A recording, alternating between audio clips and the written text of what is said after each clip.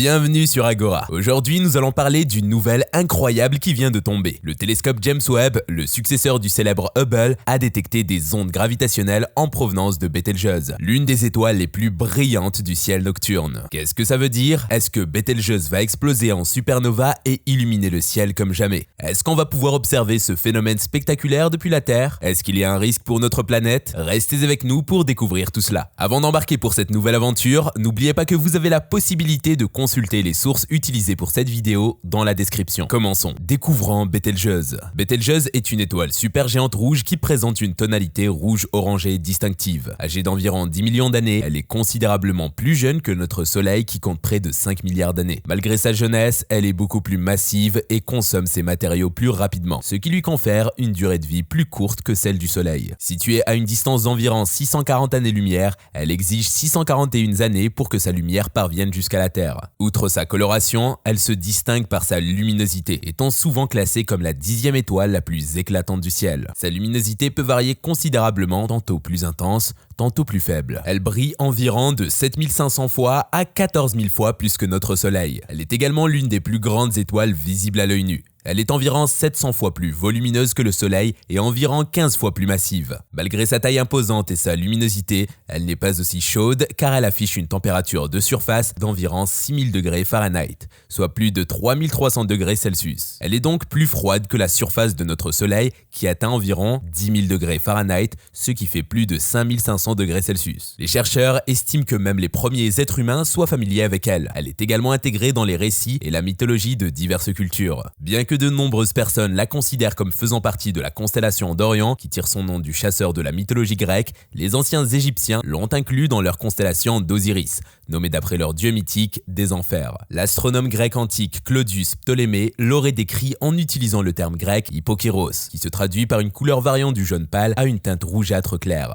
Cela suggère qu'elle n'avait pas encore développé la coloration plus rougeâtre que nous lui connaissons aujourd'hui. En 1603, l'astronome allemand Johann Bayer lui a attribué le nom latin Alpha Orionis, Alpha indiquant qu'il s'agit de l'étoile la plus brillante de la constellation. En 1836, l'astronome et mathématicien Sir John Herschel a consigné l'évolution de sa luminosité, mais il n'a probablement pas été le premier à le remarquer. Cependant, en 2019, un événement étrange s'est produit. À l'automne 2019, elle a commencé à diminuer considérablement en luminosité, en dehors de son schéma typique d'éclaircissement et d'assombrissement. En quelques mois, elle avait pâli d'environ 60%, lors d'un événement désormais connu sous le nom de grand assombrissement. Cette baisse soudaine était si significative que certains scientifiques se sont interrogés sur la possibilité qu'elle entre dans une phase de pré-supernova. À ce stade, marquons un moment d'arrêt afin d'éclaircir le concept de supernova. Alors, que signifie concrètement le terme supernova? En réalité, le phénomène de supernova concerne les étoiles de grande masse qui atteignent la fin de leur existence. Elles épuisent toutes leurs réserves de combustible comme l'hydrogène et leur émission de rayonnement diminue. Pour simplifier, on peut dire que l'équilibre de l'étoile, combustion, émission de lumière et de chaleur, seront brusquement. Par conséquent, l'étoile s'effondre sur elle-même. Par ailleurs, les spéculations sur une possible explosion ont suscité un vif intérêt à travers le monde, car Bételgeuse pourrait représenter la supernova la plus proche jamais observée et enregistrée par les êtres humains. En avril 2020, elle avait retrouvé sa luminosité habituelle. Cependant, l'origine de cette variation est restée un mystère. Des efforts préliminaires ont été déployés pour expliquer cet événement étrange et inhabituel, mais la compréhension globale n'a été révélée que l'année suivante. En analysant les données provenant des observatoires, y compris le télescope spatial Hubble de la NASA, les chercheurs ont découvert qu'elle avait expulsé une partie de sa surface en 2019. Elle a éjecté un fragment massif de sa matière en surface dans l'espace, un phénomène connu sous le nom d'éjection de masse en surface. Une fois dans l'espace, cette matière s'est refroidie pour former un nuage de poussière qui a temporairement obstrué sa lumière. Cependant, son éruption était différente des éjections régulières du Soleil. Elle a expulsé une masse d'environ 400 milliards de fois supérieure à celle généralement observée lors d'une éjection de masse coronale.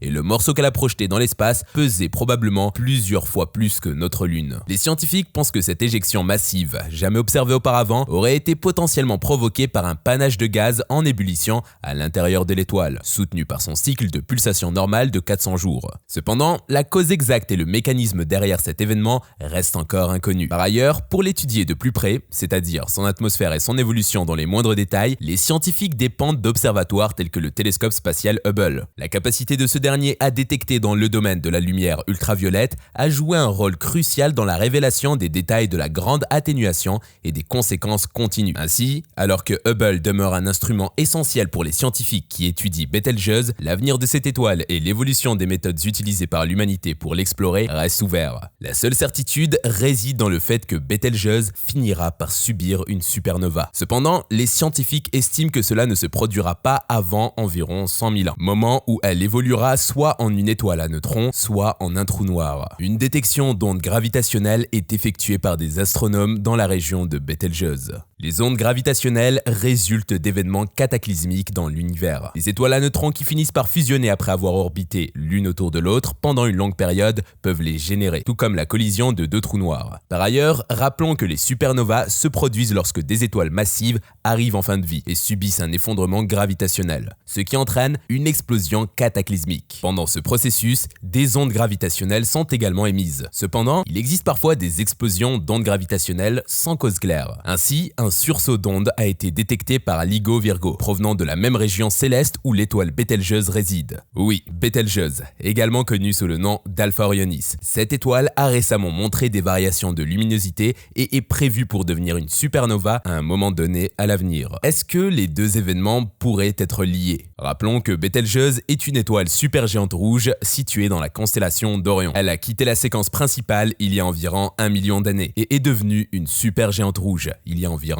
40 000 ans. À terme, elle épuisera suffisamment d'hydrogène pour que son noyau s'effondre et explose en supernova. Récemment, elle a connu un assombrissement, ce qui a suscité diverses spéculations selon lesquelles elle pourrait se préparer à devenir une supernova. Les astrophysiciens ont rapidement rejeté cette idée. Bien qu'il n'y ait pas de chiffres précis, on estime qu'elle ne deviendra pas une supernova avant 100 000 ans. Cependant, lorsqu'une étoile s'assombrit, il est évident qu'il se passe quelque chose de notable. Les astronomes reconnaissent que Betelgeuse est une étoile variable dont la luminosité peut fluctuer. Les étoiles comme elle ne sont pas des entités statiques. Il s'agit d'une étoile variable semi-régulière qui présente des variations périodiques. Toutefois, le type d'onde gravitationnelle détectée par LIGO est appelé onde de sursaut. Bien qu'il soit possible qu'une supernova puisse les produire, Betelgeuse n'est pas sur le point de devenir une supernova et cela n'arrivera pas de sitôt. Certains estiment que la détection d'ondes gravitationnelles provenant de la direction de Betelgeuse n'est pas liée à l'étoile elle-même. En fait, la détection des ondes de sursaut pourrait même ne pas être réelle. Christopher Berry, astrophysicien étudiant les ondes gravitationnelles à l'université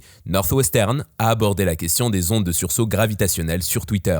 DOL de l'observatoire Las Cumbres, spécialiste des supernovas et de l'énergie noire, a également commenté sur Twitter et semblait s'amuser avec toute cette situation. Il est même sorti pour observer Betelgeuse après la détection des ondes gravitationnelles de sursaut. En fin de compte, il n'y a pas de supernova imminente. Les ondes gravitationnelles de sursaut pourraient être une simple anomalie et la diminution de luminosité de Betelgeuse est bien comprise et ne représente pas une menace. Mais qui sait, un jour, elle explosera peut-être et notre ciel nocturne sera transformé à jamais. Cependant, pour nous, sur Terre, cette supernova ne pose aucun problème. À noter que l'explosion d'une étoile est un événement impressionnant accompagné d'un cataclysme de radiation mortelle. Des rayons X, des rayons ultraviolets et même de la matière stellaire sont éjectés avec une grande force. Les rayons gamma sont les plus dangereux, mais il est peu probable que Betelgeuse en produise lorsqu'elle explosera. Néanmoins, nous sommes à environ 700 années-lumière de Betelgeuse, ce qui est bien trop éloigné pour susciter des inquiétudes. Vous vous interrogez sans doute actuellement sur la matière dont le télescope James Webb a pu détecter une possible onde gravitationnelle provenant de Betelgeuse. Découvrons cela. Le télescope James Webb aurait capté des ondes gravitationnelles provenant de Betelgeuse, signe annonciateur d'une probable supernova. En tant que successeur bien établi du télescope Hubble, le télescope James Webb suscite la fierté de tous les acteurs de l'astronomie. Son lancement dans l'espace le 25 décembre 2021 a captivé l'ensemble de la planète. Cependant, après son déploiement, il a rencontré des difficultés pour être pleinement opérationnel, avec près de 300 points critiques identifiés lors de son déploiement. Bien que sa construction ait été réalisée grâce à une collaboration internationale, la NASA surveille de près ce vaste observatoire. L'agence spatiale américaine a dirigé le développement de cet instrument en coopération avec les agences européennes et canadiennes, ce qui témoigne de ses capacités immenses. Une fois dans l'espace, le télescope James Webb s'est vu confier de nombreuses missions par les experts. Tout d'abord, il est chargé d'observer les confins de l'univers en explorant plus profondément le ciel lointain que ne l'a fait le télescope Hubble. Ensuite, sa deuxième mission consiste à repérer les premières étoiles et galaxies, ces objets célestes provenant du Big Bang. Cela permettra de mieux comprendre la formation et l'évolution des astres au fil du temps. Les éléments ciblés comprennent les galaxies, les étoiles et les planètes. Sa mission suivante concerne l'étude approfondie du système solaire, suivie de l'exploration des mondes lointains. Il a ainsi la capacité de détecter d'éventuelles formes de vie sur les planètes, en particulier celles en orbite autour d'autres étoiles. Pour mieux le cerner, il est nécessaire d'examiner ses caractéristiques techniques. Pour commencer, il est équipé d'un miroir ayant un diamètre de 6,5 mètres. La surface de détection de ce miroir s'étend sur 25 mètres carrés. Au moment du lancement, le télescope a une masse de 6500 kg.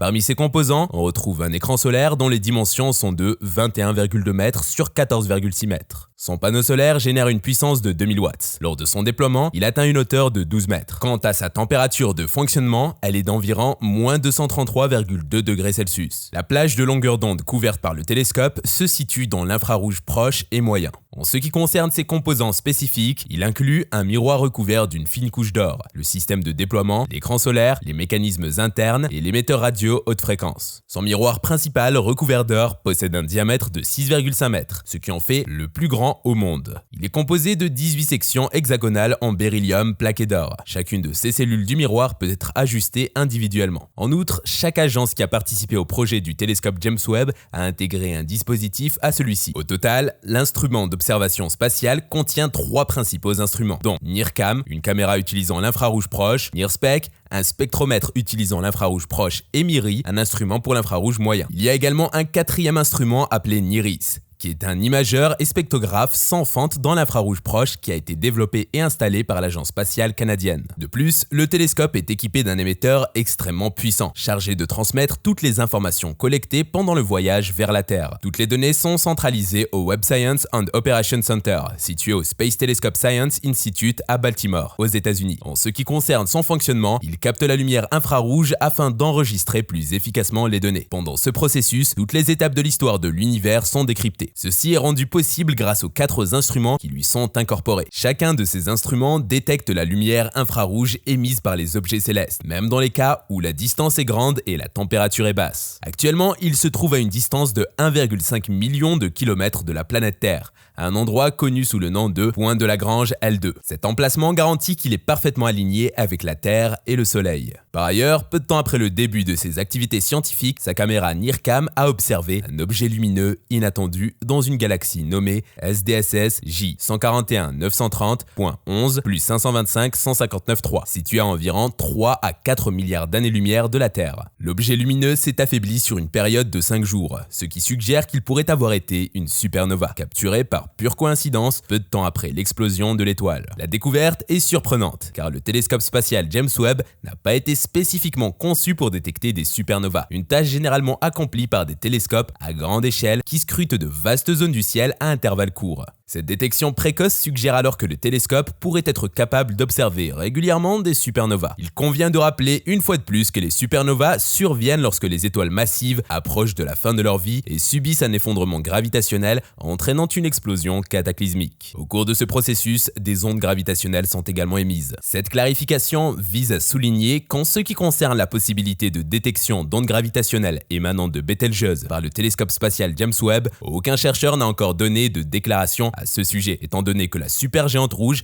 n'a pas encore explosé en supernova. Il est peu probable que quiconque parmi nous soit encore en vie pour observer le spectacle de cette étoile lorsqu'elle se transformera en supernova. Nous voici arrivés au terme de cette aventure extraordinaire. Nous tenons à exprimer notre immense gratitude pour le temps que vous avez consacré à regarder cette vidéo. Vos impressions et commentaires sont précieux pour nous, alors n'hésitez pas à les partager. Si vous avez été captivé par notre contenu et souhaitez nous soutenir, nous vous encourageons à vous abonner et à activer les notifications en cliquant sur l'icône de la cloche. Et n'oubliez pas de montrer votre appréciation en laissant un pouce levé pour cette vidéo. Une fois de plus, nous vous remercions infiniment d'avoir suivi cette vidéo et nous espérons sincèrement vous retrouver très bientôt pour de nouvelles découvertes passionnantes sur Agora.